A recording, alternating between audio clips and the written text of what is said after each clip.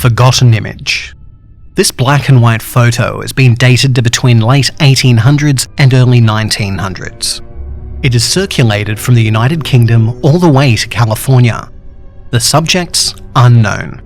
The original photographer, unknown. It eventually came to be known as the forgotten image, because the person who looks into the image forgets. What do they forget?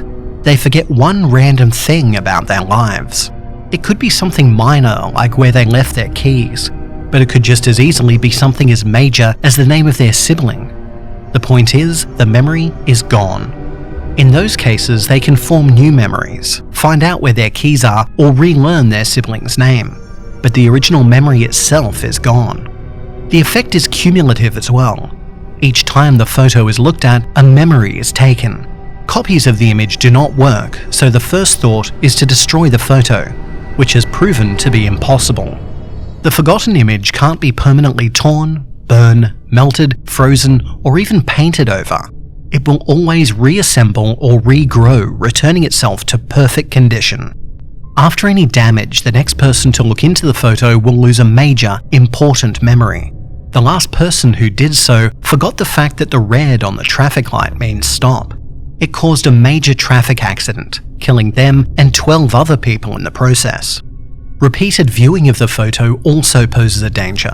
Not only will the photo keep deleting memories, the person will start remembering new ones. Memories of a time period in the 1800s about one of the subjects of the photo.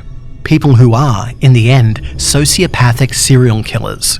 Murderers who are never caught and, thus, never recorded in history. Looking into the forgotten image too many times will eventually replace the person with one of the killers. Those killers are dangerous. They seem to retain information from possession to possession. This means that they're well used to using modern technology, the local languages, and various tools. It is theorized that they are able to view whatever memory is stolen, learning from their victims in order to make more victims.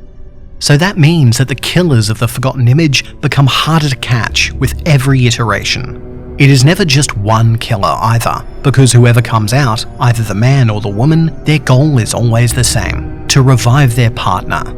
It is one of the few things they will always try to do, and one of the few predictable things about them. They do this usually by kidnapping someone and forcing them to look into the photo over and over again until their partner is completely back in a new body.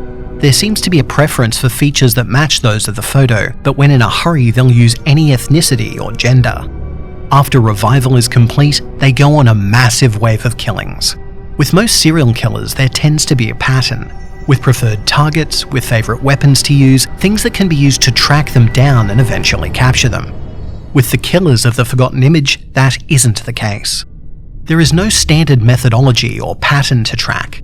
They tend to be spree killers, often going after targets of opportunity, using whatever weapon happens to be nearby. They don't even have to like or dislike their victim. That tends to be the only repeatable thing, that they choose their targets seemingly at random. So that means the killer will use any and every method of killing available to them, including use of the forgotten image, as it doesn't lose its power just because both killers have been freed. What does seem to stop is the formation of new killers, which is a relief, as 2 is more than enough. There are many cases of them using the image in a controlled, calculating manner to make their victims lose vital memories, such as the name of a loved one who the killers just murdered. Their use of the image tends toward the sadistic, taking more and more from their captives until there's nothing left, cruelly reminding them of the things that they have just lost and can't ever get back. It is also theorized that the 2 are able to draw from the memories that have been stolen, either when they are trapped inside the image or when they are free. The agency has adopted a shoot-to-kill policy when encountering the killers of the forgotten image. There is no coming back for the ones who have lost their bodies. Capturing them has been attempted in the past with a view to deprogramming the personas who took them over. It failed every time. The killer's memories and personalities are too deeply rooted by that point. Recovery is impossible at this time with our current technology. It is an act of mercy to free the bodies from its new, depraved owner. The other reason for the kill on sight order is that the killers are able to perfectly mimic the personality of the body's original owners, accessing the memories, traits, all of the little quirks that uniquely identify them as a person. Doing this, they were able to hoodwink the agency into releasing them. They were allowed to go home, and after that, they didn't take long to rack up a kill count. When agents were sent after them, they were able to injure one of the killers severely. Left trapped and with no means of escape, the other ended her own life with a bullet between the eyes. From that point on, the standing orders are to kill on sight. There are to be no negotiations of any sort. Simply kill the host body and recover the image. Agents are further reminded that no one employed in the agency is allowed to look at the original photo themselves. Imagine the nightmare if the two got their hands on agency info or access to the extensive training an agent goes through. Worse yet if they manage to possess a high-ranking member. Currently, the lost image is in agency possession. It is to be filed and locked away under the highest security possible. Research is underway to find a way to permanently destroy the original photograph.